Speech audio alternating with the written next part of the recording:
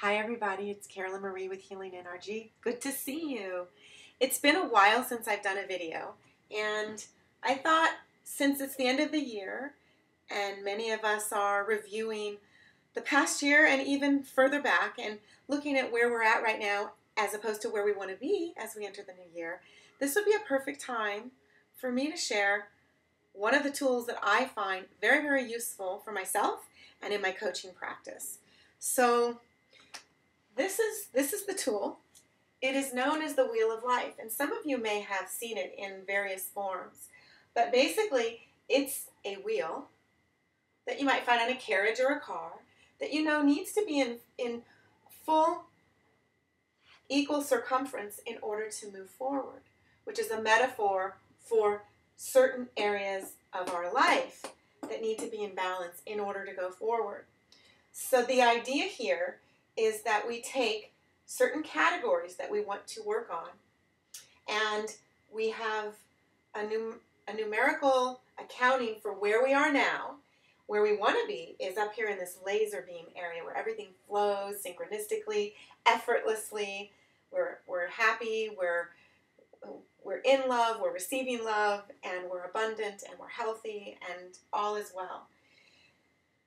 Where we are out of alignment with those specific areas and with all is when we're out here in the outer realms. Okay, so what we do is we go through these categories. I have chosen 8 different categories here because 8 is the symbol of not only infinity, it's the symbol of abundance.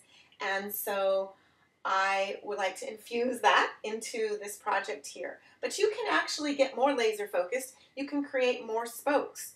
And the spokes that you choose here, there's no right or wrong answer. You can Google Wheel of Life and find all sorts of different ways to do this. I'm just trying to upgrade this to get you the best results. And as such, the first category I have here is love.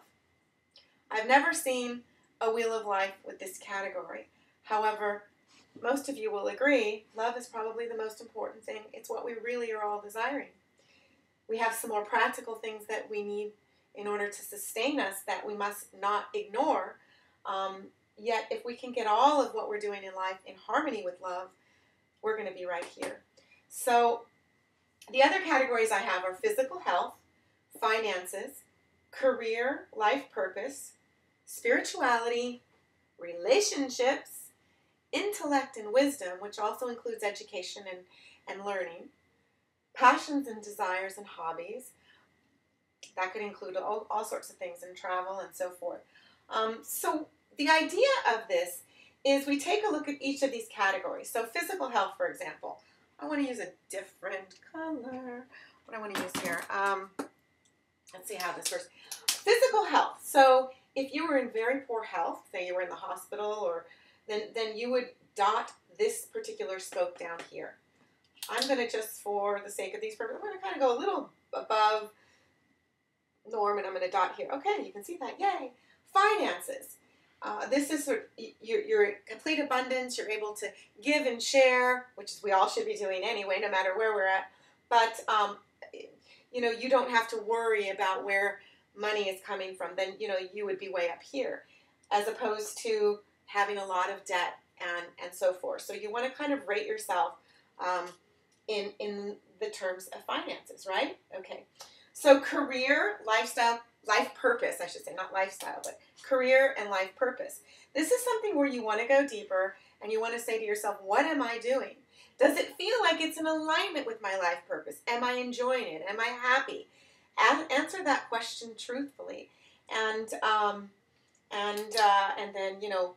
I'm going to put this one up here just to kind of show the truth of what this is going to look like in the end. Then we're going to go to spirituality. Where are you with your spiritual practice? Do you feel that you're neglecting it due to fears of lack, and you're spending more time chasing something else, whatever that something else may be, that you're not connecting enough to God, source, whatever it is for you, and your higher self? Rate that. Rate where you are here. Is that something you're not really spending time on growth in? Or are you spending a lot of time on that? Because that's something you really should be aware of as well. So we'll put a dot right here, okay? Relationships. Now this particular category could be your soulmate relationship, your significant other, your partner, but more likely what I mean is just relationships in general. How are you relating to people? Are you reclusive? Are you interacting?